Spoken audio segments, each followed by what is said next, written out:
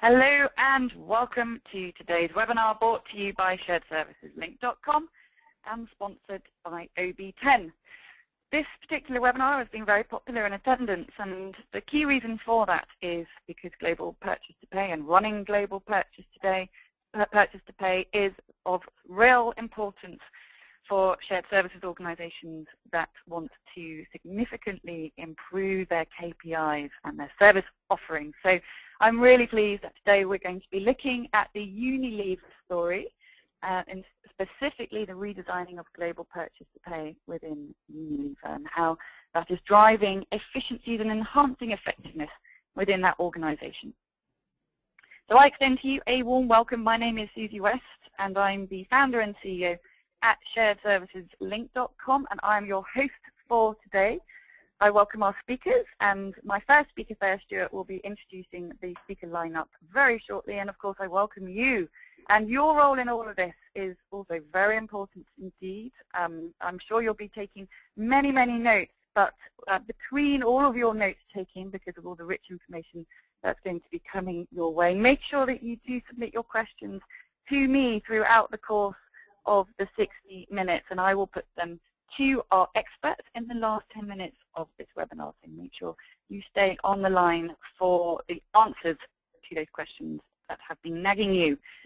Let's have a look at the context before I introduce our first speaker. So I mentioned in my opening that global purchase to pay, running global purchase to pay, is of real importance for those organizations that are really looking to go up a gear in terms of their service delivery and in terms of their KPI improvements. Running standardized purchase to pay on a global process is absolutely a chief priority. And interestingly, this is introducing a new breed of individual within the shared services world, which is the global process owner. If you cast your mind back to a couple of years ago, I'm sure many of you never heard of such a job title, and now we're finding that the top performing shared services organizations have this within their job title, their job responsibility shared services suite.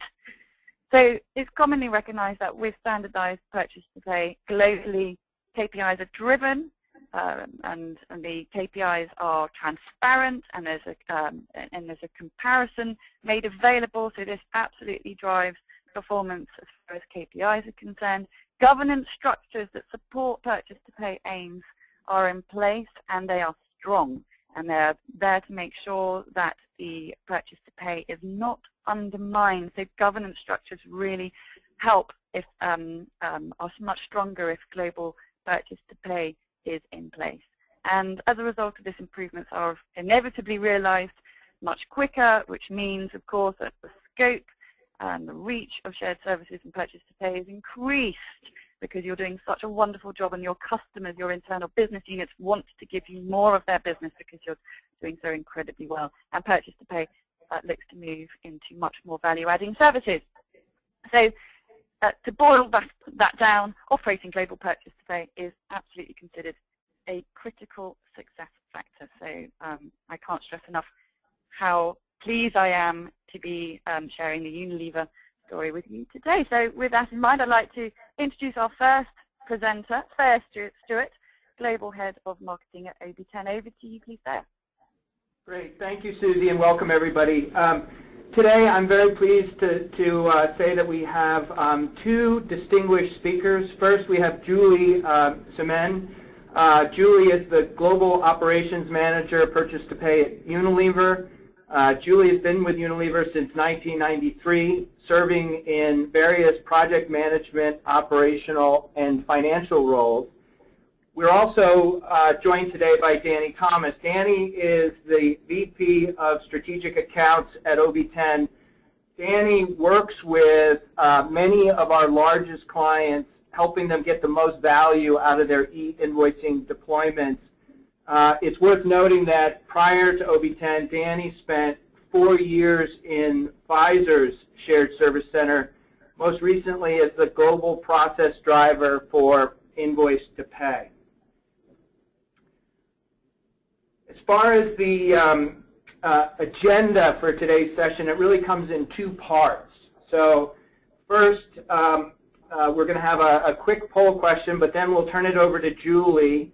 And Julie's going to share with you the highlights of Unilever's P2P journey, touching on the goals and objectives that they had, the various tools that they've deployed, as well as comment on the organizational structure that Unilever's put in place. And then Danny is going to lead a discussion on the topic of straight-through processing.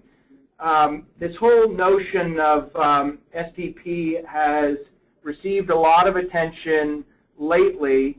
I think clearly when organizations like Unilever pursue P2P initiatives, a big objective for those projects is to achieve greater compliance between purchase orders and invoices. And in fact, I think Julie might comment on that in today's session. But it's been our experience that sometimes straight-through processing can mean different things to different people. So we thought it would be beneficial for Danny to offer a definition of straight-through processing and then talk about how it can be achieved. So now, and then lastly, we'll open it up for questions. So now what I'll do, I'll turn it over to Susie for our first poll question. Thank you very much indeed, Saya. So coming up on your screens now, if you can respond accordingly. Does your organization have a global purchase-to-pay process owner today? Yes, no, and we are not planning to recruit one or put one in place. No, but we are planning to recruit one or put one in place. So if you can respond accordingly, we always like to try and get these polls up to about 70% as far as the respondents are concerned. So we're at 56%. If you haven't already ticked the appropriate button, please do so. Does your organization have a global purchase-to-pay process owner? Yes, we do today. No, we are not planning to. No, and we are not planning to recruit one. No, but we are planning to recruit one. So closing the poll in 3, 2, 1. We're at 68% responding there. So thank you very much. Coming up on your screen now, very positive results indeed, as you can see, with 57% of you saying yes, you have a global purchase-to-pay process owner in place right now. 27% of you saying no, but you're planning. No, and you're not planning to recruit one, and 16% of you looking to recruit one in the near future. So interesting results there. So thank you for your participation. So now I'd like to introduce Julie Samain, who's the Global Purchase-to-Pay Operations Lead at Unilever. So over to you, please, Julie. Thank you, Susie. Interesting results there indeed. So today I'd like to take you through Unilever's journey to a more effective and efficient procure-to-pay process.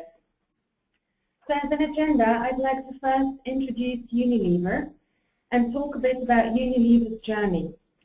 This will provide some context for the creation of Unilever's enterprise support, which has been a new start for us. And then we will move to a case study specifically about procure-to-pay. So Unilever is a fast-moving consumer goods company, it's a global company, and we do have an ambitious mission. We want to create a better future. We want to help people get more out of life with the help of our strong brand portfolio. And no doubt many of these brands will be familiar to you, such as Knorr, Lipton, Axe, Rexona, Dove, Hellmann's, or Sunsilk, amongst others. We want to inspire people to make a difference. And most important for our topic today is the fourth bullet on the slide that you have on the screen now. We will develop new ways of doing business with the aim of doubling the size of our company whilst reducing our environmental impact. When we think about this, we want to double the size of our company. What does that mean? That means that we need to have very good, very efficient supporting services. It needs well-designed processes that are scalable. And if we think about reducing our environmental impact, we can do that in services too. This is not just the remit of reducing waste in factories or in packaging, because we can reduce paper in our services through implementing electronic processes. What this mission statement means is that Unilever needs to go through a big change. And the change is not just big in its ambition, it's also big in its geographical reach. Unilever turned over 46.5 billion euros in 2011. We have businesses across the Americas, Western Europe, and Asia, Africa, and Central and Eastern Europe.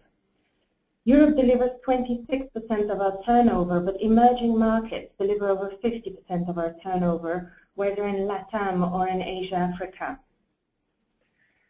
So, how did we get to where we are today? Well, I'd like to take you a moment now to take you back in time and take you through Unilever's journey. Before 2000, Unilever was operating with many small operating companies, usually at least 3 per country. That would be 1 for ice cream, 1 for food, and 1 for home and personal care. Each of these companies would have its own board of directors, little fiefdoms really, local brands, tailored processes and systems. We had over 400 factories worldwide, so there was definitely scope for simplification. And between 2000 and 2004, we took the path to growth, and we successfully focused our brand from 1,600 to 400. And since 2005, we are operating the One Unilever strategy, because we have gone not just through a brand simplification, we have gone through an organization simplification, to the point where we have just 4 categories and 8 market clusters today. And to support this new simplified organization, enterprise support was set up in April of 2010. Now, what is Unilever's enterprise support? It's a cross-functional business organization. It works across information services with, for example, reporting and master data. It has finance services, including record-to-report, bill-to-cash, but also procure-to-pay. It has HR services, looking after payroll, supporting recruitment, workplace services, which are providing offices to us and travel services, as well as IT services, providing PCs and networks. So we have about 40 business support services and enterprise support, covering 180 countries and serving all 168,000 employees. Very importantly, this is a global organization, and to enable a global service, we need global processes, systems, and tools. Enterprise Support's mission is to provide excellent services globally, enabling Unilever to win in the market. So it's really important to realize that we serve those Unilever employees who serve our customers and our consumers. And we set out to do this by continuously better serving our users, by leveraging our global scale. Remember that our starting point is different companies for each of the countries. But we want to leverage our global scale fully now. And we want to create maximum agility so that we can support Unilever as it doubles in size. So there's no doubt that we needed end-to-end processes and global harmonized systems and tools. And now we will have a look at how we translated this strategy in Unilever's procure-to-pay operations. To get an idea of the scale of the task, here are a few numbers for you. In Unilever, we pay 6 million invoices per year. We have 300,000 suppliers, and this reflects Unilever's complexity. Remember, we do manufacturing as well as marketing. So our suppliers will go from a farmer in Uruguay who does not have access to a computer all the way to high-tech machinery suppliers who provide kits to our factories. In procure-to-pay, we serve over 200 business units and over 100,000 users use our services. We also have 1,000 service providers who work in purchase-to-pay and handle about 1 million supplier and user queries a year. So the numbers are big. The business is complex. But when we set off on this journey at the beginning of 2010, our operations were so scattered still that we did not know how many invoices we were paying. It was a big manual exercise to try and find that out. So first things first, we developed a set of global metrics that gave us a consistent way of measuring performance across the globe with one single definition. It gave us visibility and transparency. We now have the key performance indicators reported globally on a monthly basis, and these results are on an intranet published to all countries. You can always have a little look how your fellow finance director is doing on his metrics. It's fully transparent. And in view of the fragmentation, though, that we had, you can probably guess that our performance and our efficiency was significantly below the external benchmarks we wanted to reach. To give you some examples, payments on time in some of our geographies was less than 20%. Our first-time match rate, especially for indirect procurement, was fairly consistently below 50%. This means that at least half of our indirect procurement invoices needed a manual intervention before they could be paid. That does not sound very efficient. So we needed to create a new recipe for global success. We needed to redesign global P2P. And we worked on 3 fronts to do this. We worked on people, on processes, and on tools. On people, we developed a 3-tier model comprising of people in the local businesses, newly designed Unilever centers, and lastly the service provider teams. On processes, we looked at our existing internal best practice and external world-class examples and designed a harmonized, standardized procure-to-pay end-to-end process specifically for Unilever. And on systems and tools, Unilever was already working on replacing our many legacy systems by 4 instances of SAP. And for procure-to-pay in particular, we chose a set of tools to roll out globally, a revamped SAP for placing orders, a single global invoice workflow tool, a single instance of travel and expenses, and also driving e-invoicing. If we look at the end-to-end process, let's take a bit of time to see where we were yesterday and where we are today. If we look at requesting an invoice, for example, we used to have making a request for a purchase, for example, we used to have very low purchase order compliance. But today, as a result of our no PO, no pay global mandate, we have significantly increased our PO compliance. We had a mandate coming from the top that was very well communicated. And in addition, we went country by country discussing their PO compliance and agreeing a limited list of exceptions. So PO compliance is under control. We have increased our PO compliance by 15%, for example, in the past 12 months in North Asia. For ordering, we are promoting the use of catalog ordering to improve purchase order accuracy. We've rolled out Ariba worldwide and SAP for production items. Orders are approved electronically and goods receiving is mandated to enable automated 3-way matching. In terms of receiving invoices, we used to receive a lot of paper invoices, but we have made it clear to our suppliers that electronic invoicing is key to our strategy. Electronic invoicing improves invoice accuracy and therefore benefits first-time match and payment on time, and it supports a sustainability mission by eliminating paper. In Europe, for example, we increased our e-invoicing by 10% by working with global partners such as OB10. And as a result of the actions that I've just described that are already in place today, we have seen a 10% increase globally on first-time match rate. So if you remember my earlier numbers, remember 6 million invoices per year? This means that 600 invoices less per year now need manual intervention. That is a big win for us in effectiveness. But that is not all we did. On payments, we used to have a limited number of payment runs as well as some inefficient multiple authorization processes. By implementing daily payment runs and eliminating excessive authorizations, we increased our payment on time significantly. In Europe, for example, our payment on time went up by 40% over a 12-month period. And we are not finished. The only way forward is to keep getting more efficient and more effective. We continuously aim to improve and to standardize our end-to-end process, providing a more effective global solution.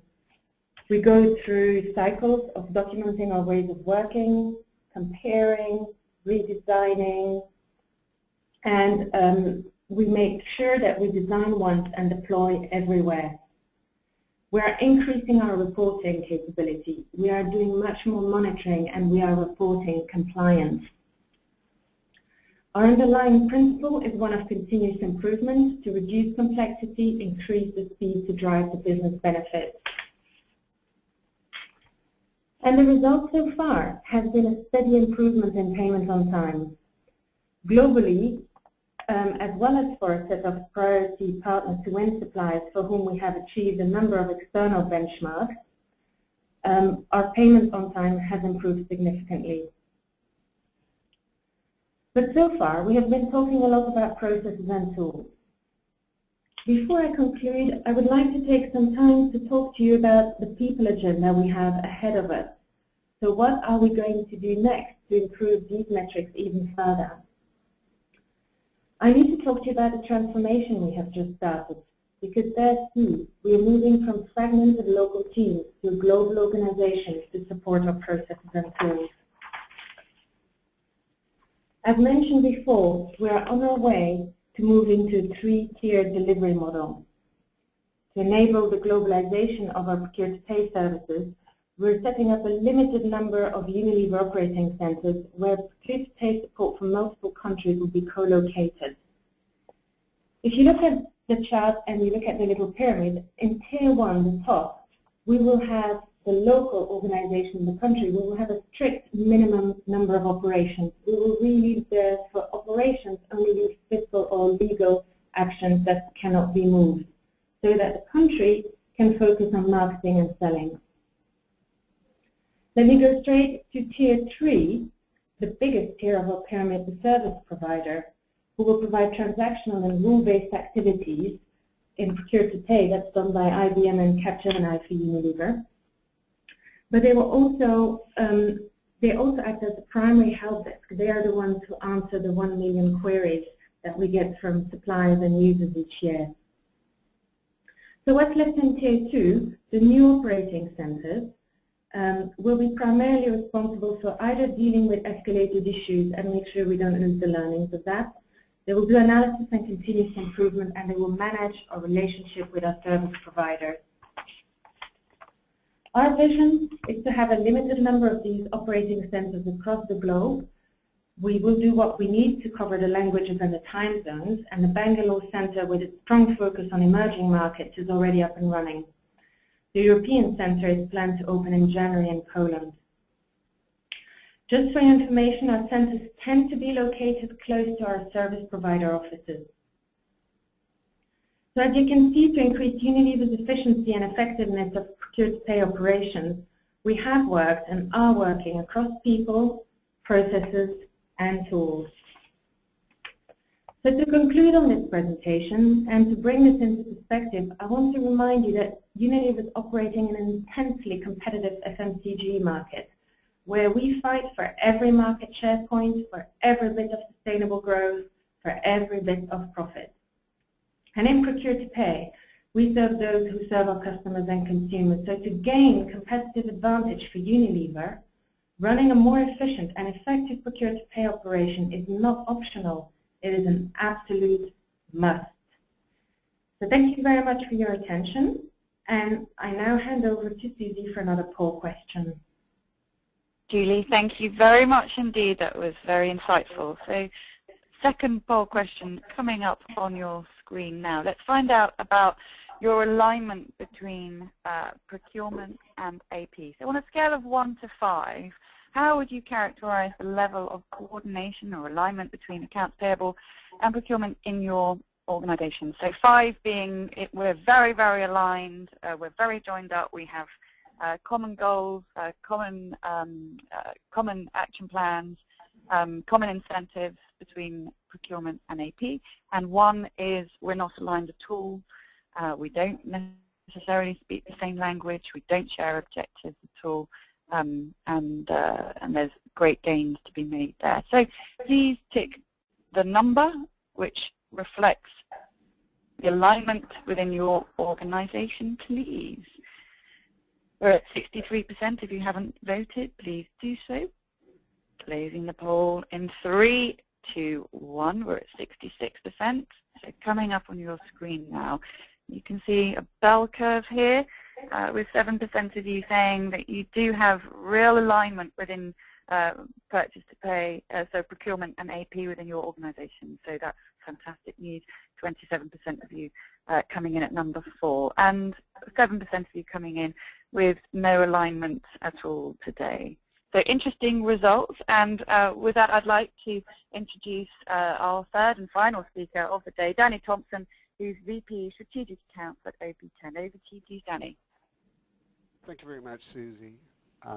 Straight through processing.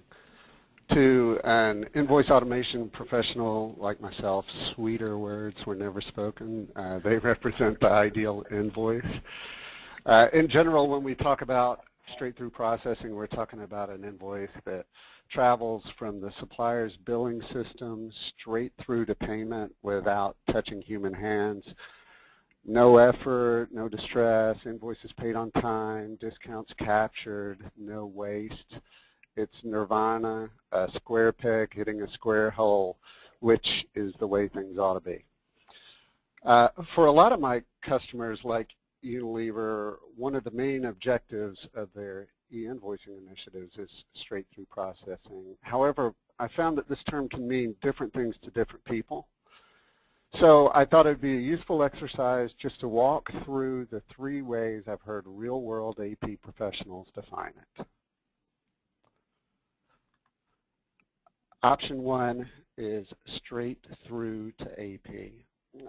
I like to think an invoice as passing through a 6-step process. It's sent from the supplier's billing system, accepted in the OB10 system in our case, where it goes through an initial integrity check, and I'll mention more about that later. The 3rd step, it's an enriched invoice data file accompanied by an invoice image and any attachments. It's sent to the AP system, the ERP. The invoice data is received into the ERP and the image is loaded into the image archive. The invoice approval process is triggered, and once approved, the invoice is paid. So option 1, straight through to accounts payable. For some companies, straight-through processing is about eliminating paper and expediting the invoice entry process. So they're focused on making sure the invoice contains all the information necessary to launch the approval process. That's what they're targeting. They touch every invoice, but as long as they can get the invoice into the system without having to contact the supplier, they consider that invoice a success and a major step forward in their invoice, the health of their invoice process. Option 2 is straight through to the approval process. Now, customers who use this definition are interested in eliminating all AP touch points. They want the invoice record to be created in the system and the invoice to be, approval process to be automatically triggered without human intervention. In this case, they're using a strict definition. Untouched by human hands assumes only accounts payable is human and everyone else is up to their own. But even so, this definition represents another significant step forward in the invoice automation process. Option 3 is straight through to payment. And this is the most ambitious definition. Unlike the previous definition, option 3, procurement is considered people too, and so the invoices come in, they post to AP untouched, pass all approval checks, no human intervention is required, and all this happens in a flash. In a perfect world, the invoices are sent and made available for payment within a day.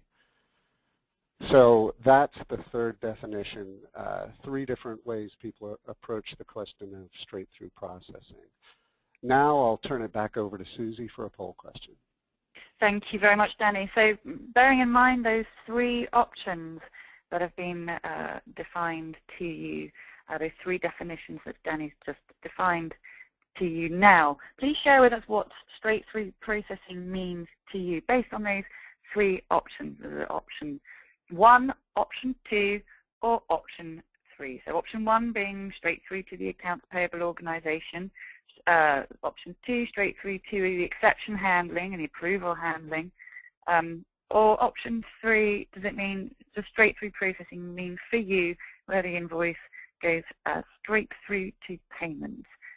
So if you can respond accordingly, we're at 62% of you voting. Closing the poll in 3, 2, 1. We're at 69% of you responding. So let's have a look at the results here. So I think we'll all take quite a lot of positivity from the responses here.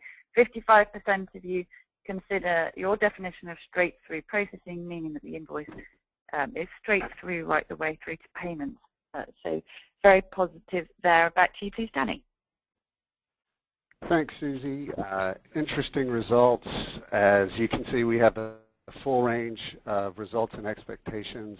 All of these are correct. They all represent process improvements, and all are the definition that different companies use is dependent on where the company is at its point in the invoice automation journey.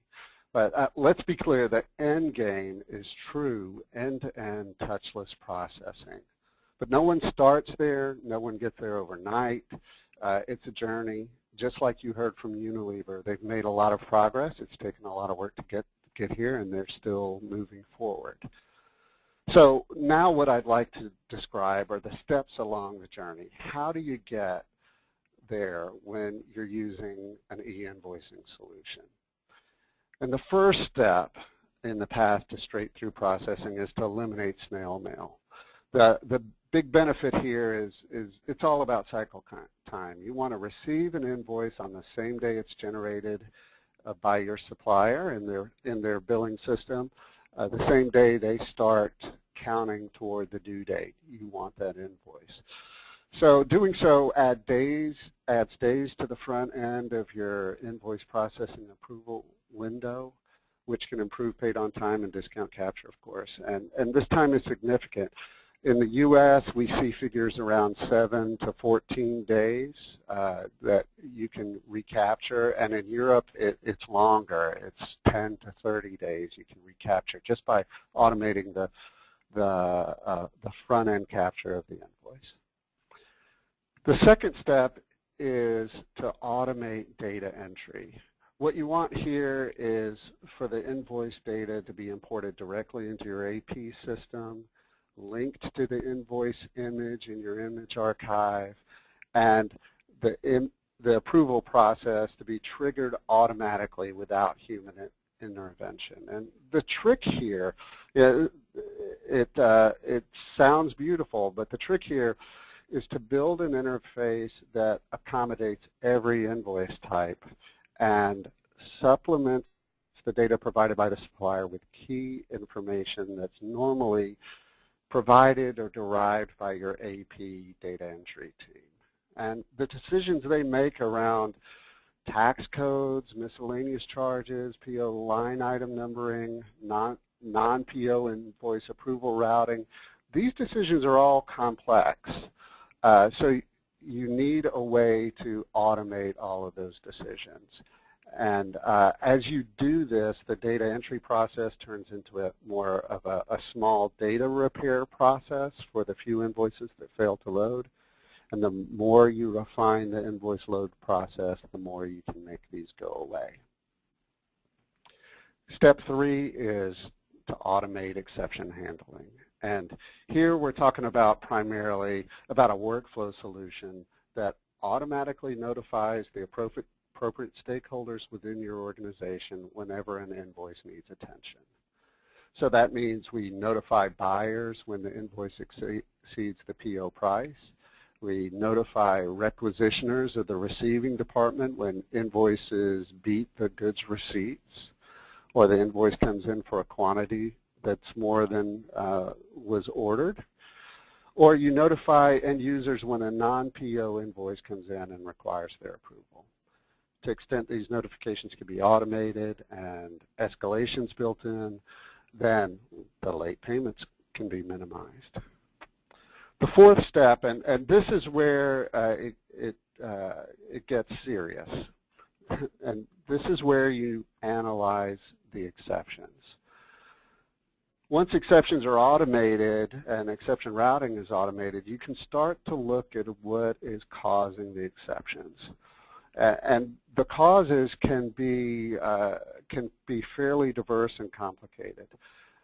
Is it poor PO discipline? Is it poor procedures in the receiving department? Bad invoicing behavior on the part of the supplier? Are invoices simply beating the shipments?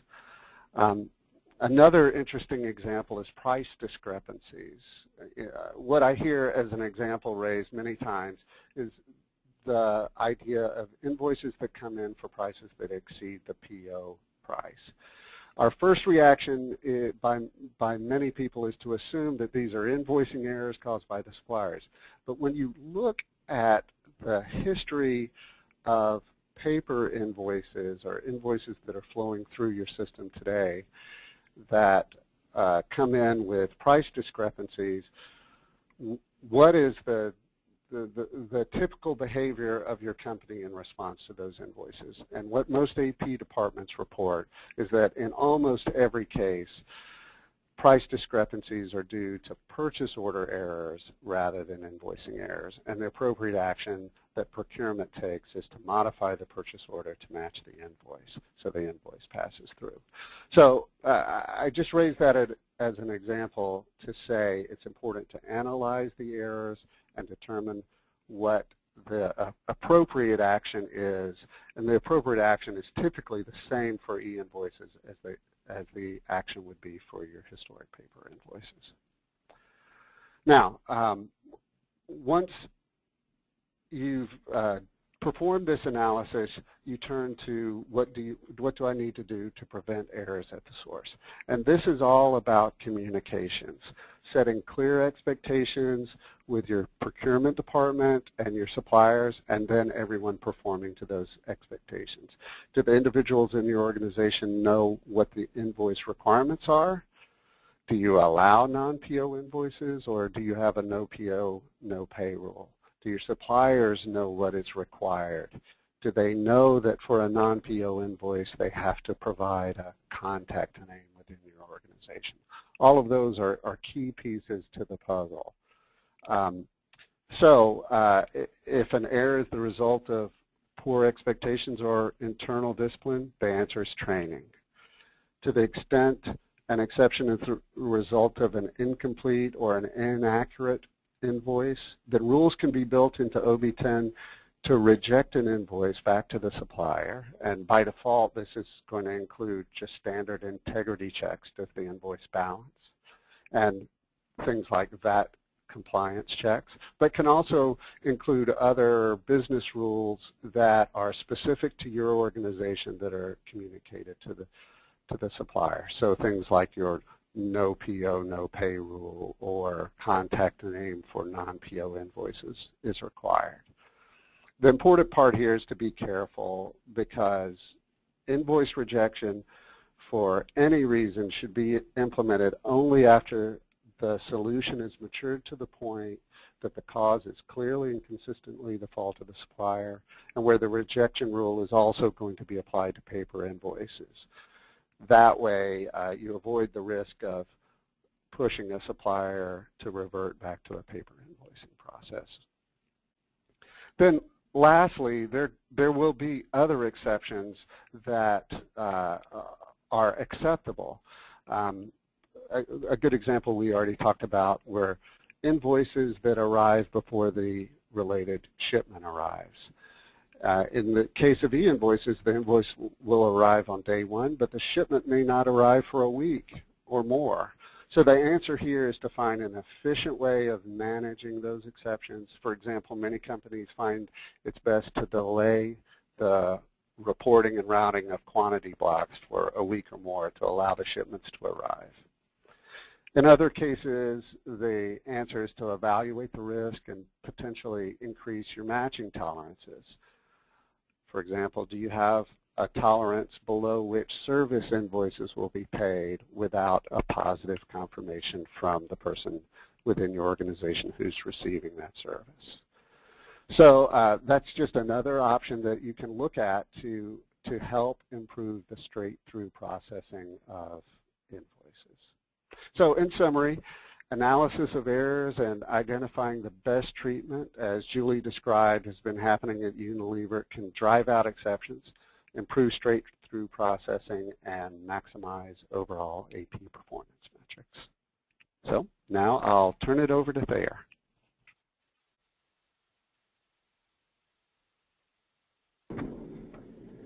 Great, thanks, Danny. Before we open it up for questions, I just wanted to say a word about OB10. I assume many of you on the phone are familiar with OB10. For those who are not, OB10 is one of the most trusted, if not the most trusted, e-invoicing network. We have roughly half the Fortune 500 connected to our network today. We partner with 6 of the top 9 F&A BPOs. We're operational across the EMEA, the Americas, Asia Pacific, and we support about $140 billion of commerce that goes through our network on an annualized basis. What sets us apart from other network providers in the market today is very simply that we are a pure play network provider. And what do I mean by that? Basically what I mean is that we're not a software company. Okay, so we provide a robust messaging platform that supports all of the communications between our customers and their suppliers. We don't care if you're using SAP, if you're using Oracle, Coupa, ReadSoft, what have you. In fact, many of our customers use those solutions, those software products today. As I said, we just manage the sort of communication between those applications and a varied supplier base for our customers. What sort of underpins our service are 3 things. The first is a unique technology platform. When we started the business, initially we supported just the e-invoicing document. Today we have a broad range of services that we support in terms of we can send purchase orders. Purchase orders can be converted back into an invoice. We have a robust supplier portal where suppliers can view payment status. They can update important vendor information such as their banking details and those types of things. So a very rich, broad set of services that we provide customers. We also integrate with a number of host systems. I think we've probably integrated into hundreds, if not thousands, of host systems at this stage. And an important point is that OB10 is a multi-tenant environment. And what I mean by that is that customers and their suppliers just connect once. And I think that in the market, a lot of people assume that all of the networks are a multi-tenant architecture, when in fact that is not the case, that there are many examples, and we often hear consternation from suppliers when they say, well, I've been asked to join this network, but every time I have to turn on a new customer through this network, it's a separate system project that can take a month or 2 months or 3 months or what have you. So I think the architecture of these solutions are not all equal, and as I said, OB10 supports a one-time connection for whether you're a buyer connecting to our network or a supplier connecting to our network. The second thing that underpins our service is the fact that we have worked with literally hundreds of projects over the years. And while we're very proud of our technology, oftentimes at the end of the day, it is the people and the expertise that we can bring to these projects to make sure that they are successful. And then lastly, we have tremendous global capabilities in terms of being able to support all of the language requirements, all the various regulatory requirements wherever our customers do business. So what I'd like to do now is, before I turn it back to Susie, is just to sort of try to tie this whole thing together, sort of wrap it all up. What are some of the major messages and themes here? The first point is that P2P process redesign, it sounds like a lot of organizations on the phone are pursuing this, but it's critical to maintaining competitive advantage. So it's not an optional thing. It's not a nice thing to do. Oftentimes, these initiatives can have significant impacts to a company's income statement and balance sheet, and you simply can't afford to let your competitors get a jump on you. The key to success is a combination of accountability and transparency. Accountability is having a global process owner for P2P that is empowered to make changes, but is also held accountable for making meaningful changes to the P2P process. And transparency is KPIs. Julie mentioned all of the KPIs that Unilever uses to manage these processes, which are robust and tremendously broad. And so KPIs are the key to measuring the current state, but also monitoring improvements to the process on an ongoing basis to ensure that you're impacting the overall process. The solution is clearly a combination of people, process, and technology. However, e-invoicing is an important foundational component.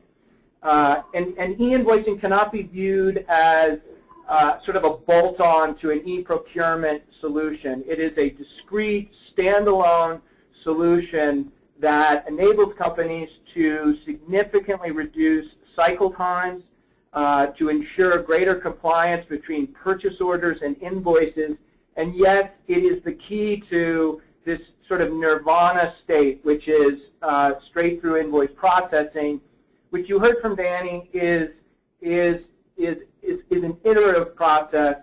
It is a highly achievable goal, but it's not something that you can achieve overnight. It's something that organizations can achieve over a period of time if they exercise the necessary due diligence. So with that, I will turn it back to Susie. Thank you very much indeed to Julie, Danny, and Thea. So just a quick poll question before we move to questions coming up on your screen now, and it's really pertaining to a key figure that Thea just shared with you now. So coming up on your screen now, we have the summit for the AT Tech Summit taking place in London in December to be entered into the raffle for one VIP free pass. Answer the following question. What percentage of Fortune 500 companies use OB10? Is it 28%, 38%, or 48%? So take a moment just to answer that, and we will move straight to questions, of which we have a lot. Julie, I'm going to throw a few questions at you just to kick this off. With reference to global purchase-to-pay processes, there's a question here specifically around receiving invoices in a single language or different languages. And if Unilever actually receives invoices in a different language, how did you at Unilever overcome the language barrier in your global purchase-to-pay organization?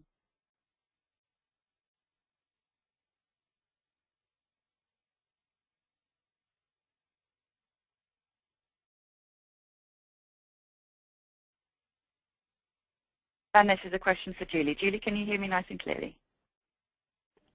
Hello, yes, I hear you. Thank you very much for the question.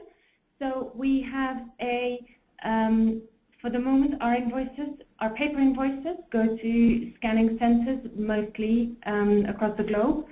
And in those scanning centers, invoices are scanned in, and there is still a validation process happening, which can happen in the services, in the languages that we provide the service for.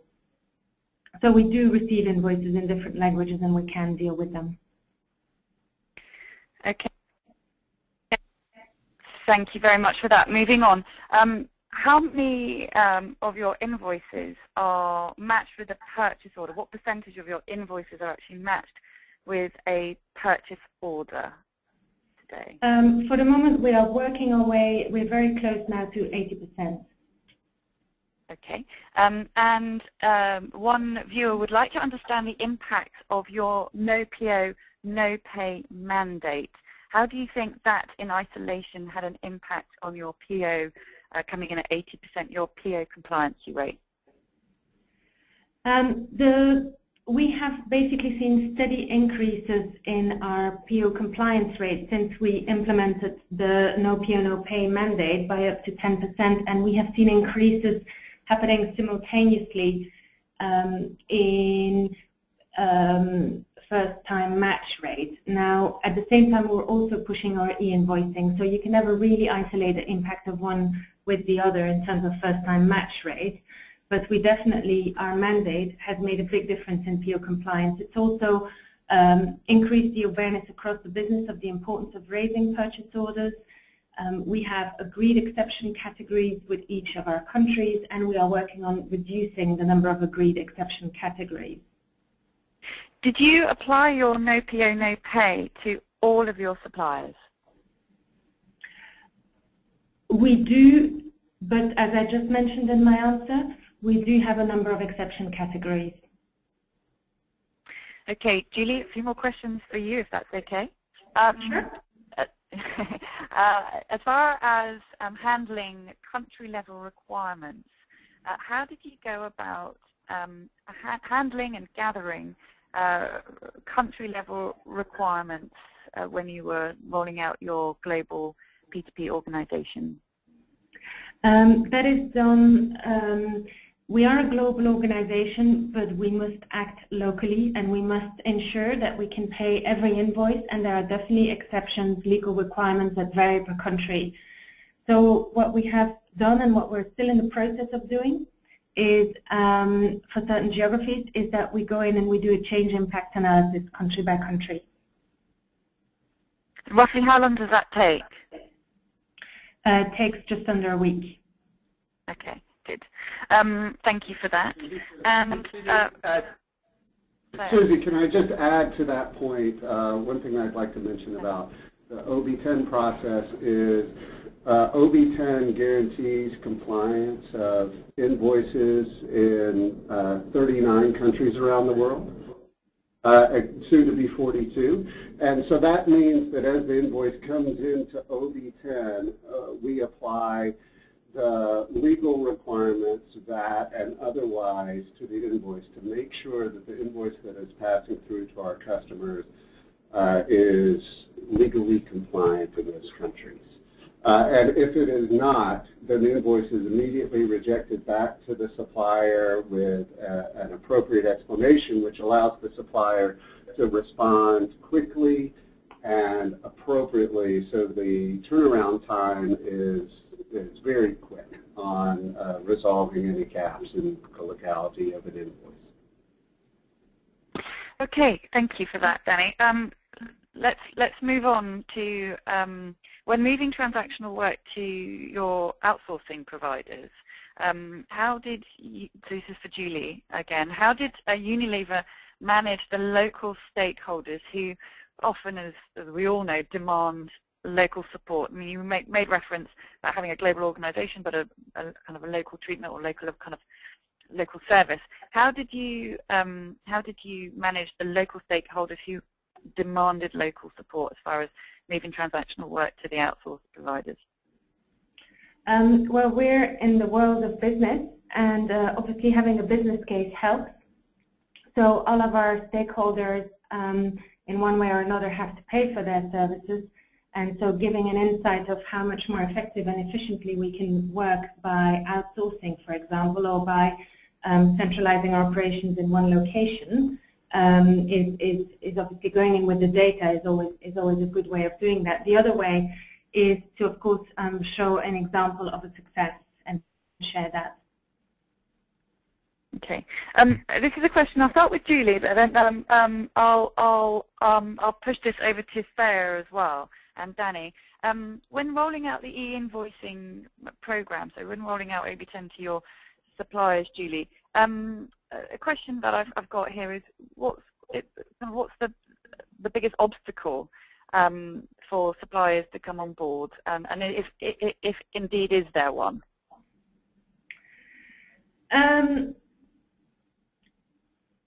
I think there are challenges in every change that we make, so I don't think they are necessarily bigger for an e-invoicing than any other change.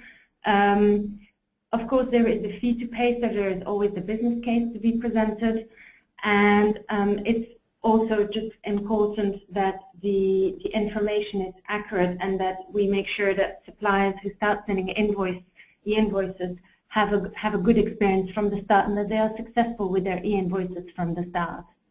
Mm-hmm. So, Danny, is there anything you'd like to add to that? I'd agree. What we find with Unilever in Europe and in the USA, as well as all of our other customers, the main challenge is change management. The suppliers have to make a change in the way they invoice. Typically, we make it as easy on them as possible by accepting whatever format they want to provide, and if they want to use the portal, they can do that. So the solutions tend to not be difficult. It's just getting the supplier to make the change and helping them understand what they need to do to get an invoice to pass through the system to Unilever appropriately. Okay, thank you. Coming back to you, please, Julie. Who owns purchase-to-pay or procure-to-pay in Unilever? Is it AP or is it procurement? It's a joint organization, procure-to-pay. Mm-hmm. And how does that work in terms of kind of reporting line? So it's a joint organization, but the reporting line, is that up to the CPO? Is it up to the CFO, the COO? How does that work? There is, so the reporting line is mainly into the Vice President of Finance Operations. Mm-hmm. But we do have some procurement services which have a dual reporting line, so they have a dotted line into the finance operations and a reporting line straight into procurement. Okay, we have a lot of questions, so and only a few more minutes, so I'm going to try and get through as many as possible. How did Unilever define the global KPIs? And did you do this with the involvement of your country's regions? How did you take their feedback on the KPI set that defines success for you? Okay, so developing the global performance indicators was a project of its own, and that's why I mentioned that, because we are quite proud of having achieved that. It was indeed done with involvement quite far down the organization. So there was a global consolidation, but we still had a regional organization, and within this region several countries or local organizations were involved in setting the definition. The targets were set from the data we had and our ambition for progression. But it is a project of its own, and getting the agreement on the definition is another exercise in stakeholder management. Okay, good, thank you. Question for Sarah or Danny. A question for you is how do you handle the onboarding of smaller suppliers? So Julie was talking there about the kind of the smaller suppliers that might not be as technically sophisticated as the larger ones. How do you handle the onboarding of them? Thanks. This is an area where OB10 now excels. The focus of these projects cover the whole spectrum of suppliers, so that it can be the high volume strategic suppliers, both direct and indirect, as well as the thousands of suppliers that could be less than, say, 30 or 20 or 15 invoices a year. And here it's really a combination of using very sophisticated email marketing and database marketing techniques to communicate with those suppliers, give them a very user-friendly experience for how to enroll on the network, which is completely self-service. You know, I can't share specifics about conversion rates, but we now are seeing conversion rates for the small tail suppliers that are equal to the conversion rates that we see for the mid-range suppliers and the large suppliers. So clearly best practice right now for all OB10 customers is rolling out all their suppliers at one time, large all the way to the small tail suppliers, and have had a number of great success in that regard. Good, thank you. I'm afraid we are out of time, so many thanks indeed to Danny, Julie, and Freya. Make sure that you join us for our next webinar, which is on the 21st of November, looking at the size of the risk within your supply chain and how that risk actually impacts you as an organization and exposes you to potential fines. So do join me for that. That's on the 21st of November. And of course, we have two conferences coming up that really should be in your diary. So if they're not, make sure your diary is clear for the dates. For those of you that responded that 48% of the Fortune 500 use OB10, you will be entered into the raffle, and the winner will be contacted over the next 5 working days. So thank you very much for participating in that. Thank you to our speakers. Thank you to you for your time. I look forward to welcoming you next time. Goodbye.